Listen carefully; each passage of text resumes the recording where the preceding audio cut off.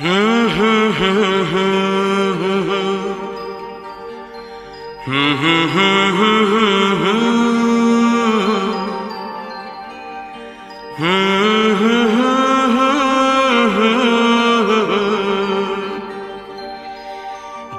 करे देखता रहूं।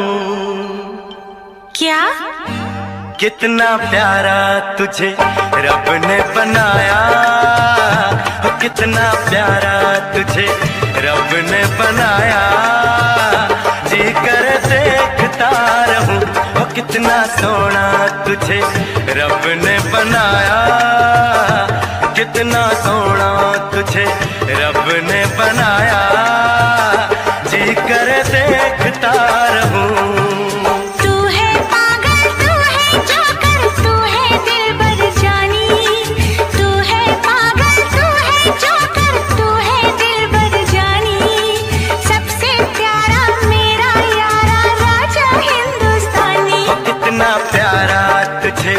रब ने बनाया, जी कर देखता रहूं, कितना सोना तुझे रब ने बनाया।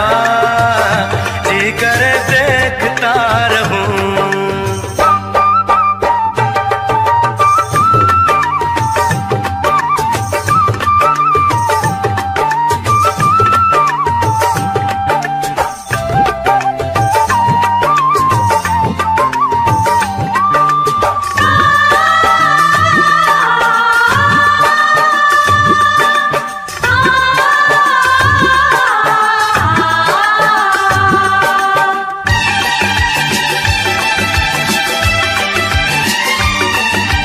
अंबर से आई है परियों की रानी, देख जिसे होती है सबको हैरानी।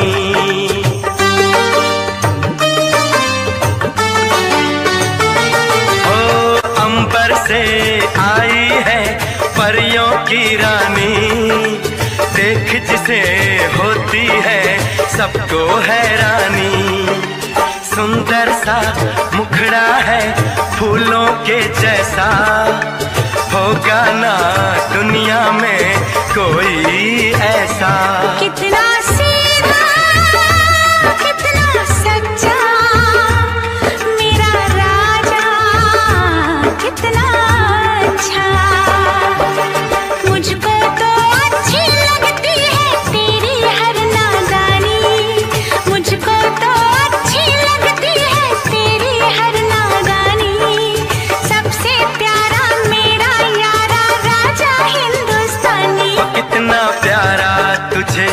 रब ने बनाया।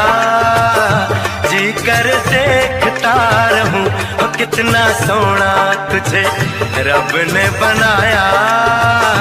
जी कर देखता रहूं।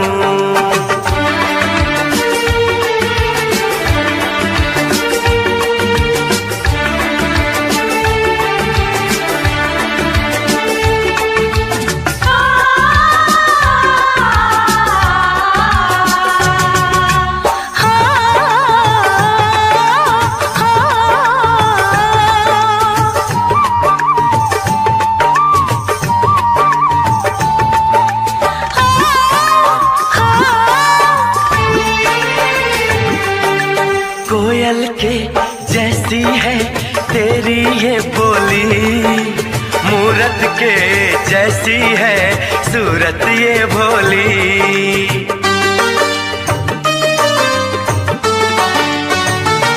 ओ कोयल के जैसी है तेरी ये बोली, मूरत के जैसी है सूरत ये भोली।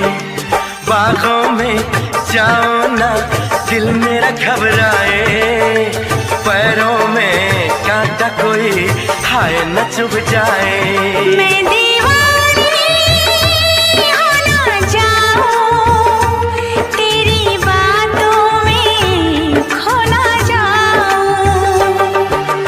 उड़ता बादल बहता पानी बोले रुत मस्तानी, उड़ता बादल बहता पानी बोले रुत मस्तानी। क्या?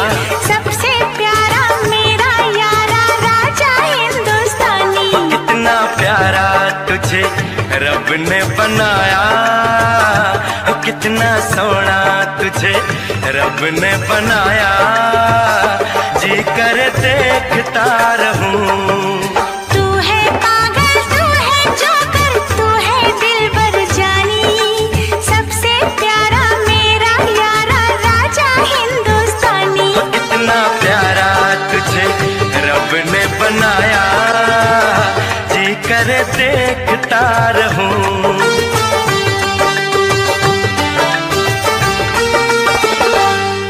जी करे देखता रहूं। जोकर।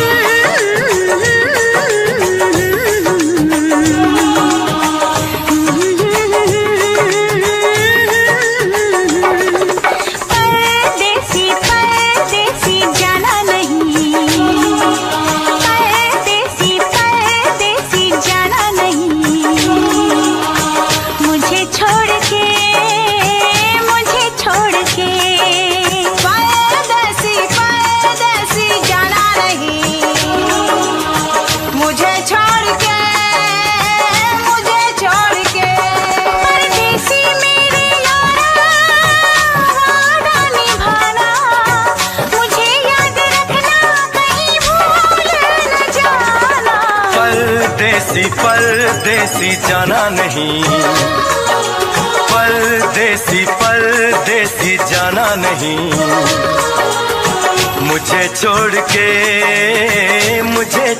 के परदेसी मेरे यारा वादा निभाना, तुम याद रखना कहीं भूल न जाना।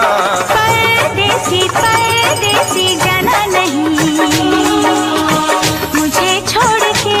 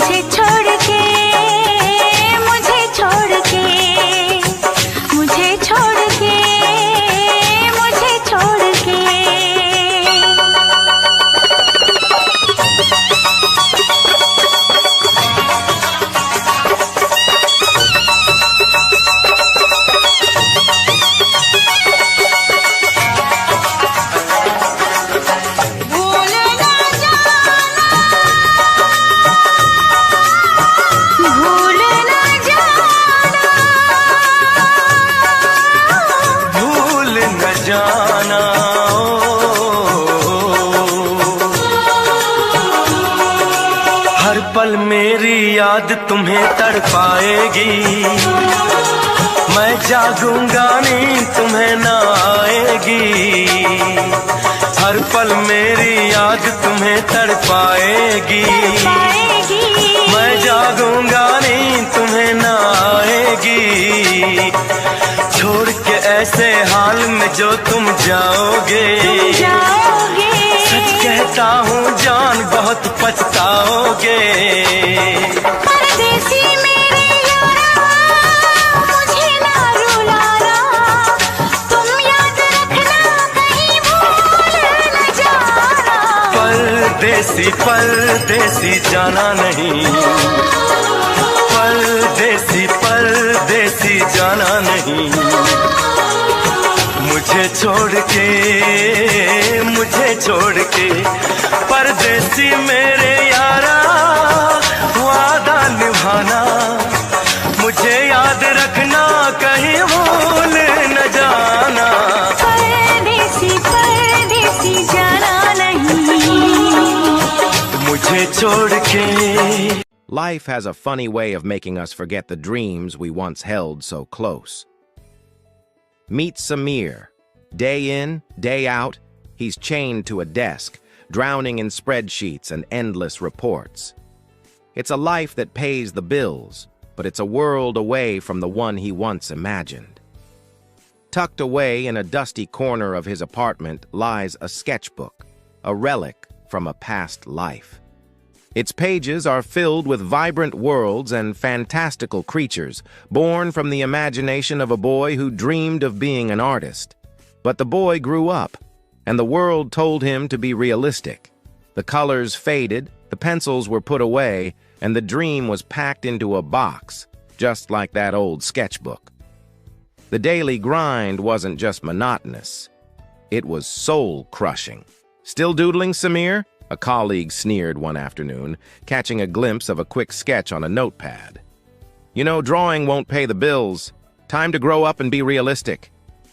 The words, meant as a casual jab, struck a nerve. They echoed the very doubts he had wrestled with for years. That evening, seeking some peace, he found his mother gently dusting off an old canvas in the storeroom. It was one of his high school paintings, a sunset over a quiet lake. She turned to him, her eyes soft with memory. "This was always your gift, Samir," she said, her voice filled with a quiet pride he hadn't heard in years. "You could make the world beautiful with just a brush." Her words were a stark contrast to the mockery at work. He was caught in a crossfire, torn between the harsh reality of survival and the gentle pull of his forgotten passion. Was it foolish to even think about that life now? Was it too late? The world demanded practicality, but his heart, after so long, was beginning to whisper of a different path. The conflict wasn't just about a job anymore. It was about the person he was versus the person he was meant to be. The weight of that choice felt heavier than any stack of paperwork on his desk. Just as Samir felt lost in this internal battle, a beacon of hope appeared. A flyer, tacked onto a community board he passed every day, announced the annual city art contest. The grand prize was more than just money. It was recognition and a scholarship to the city's prestigious art institute.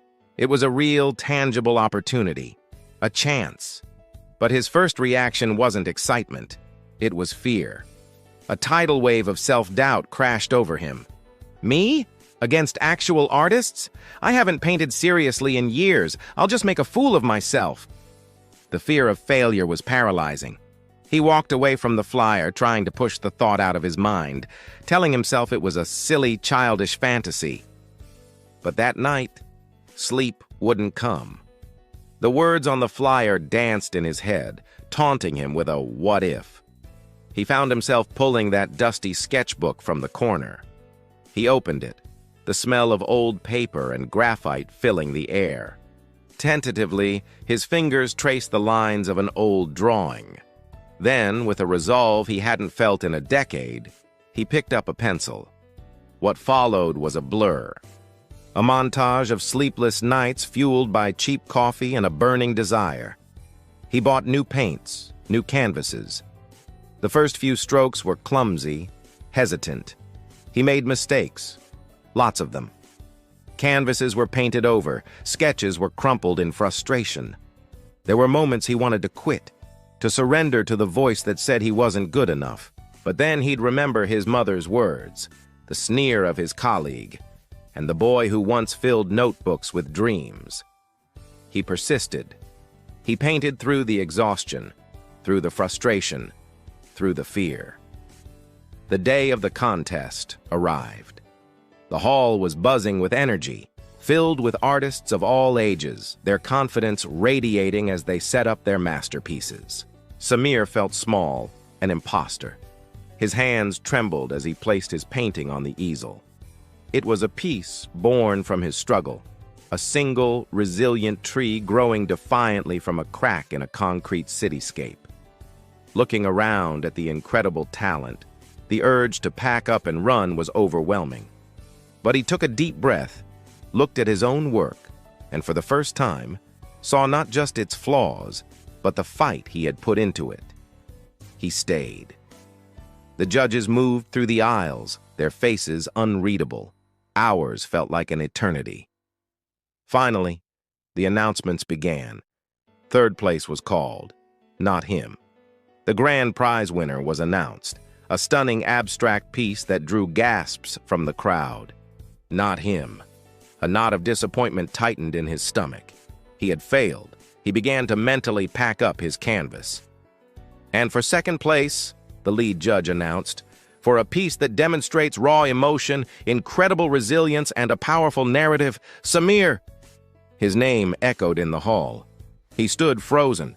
It wasn't first place, but it didn't matter. As he walked to the stage to accept the award, a slow smile spread across his face, tears welling in his eyes.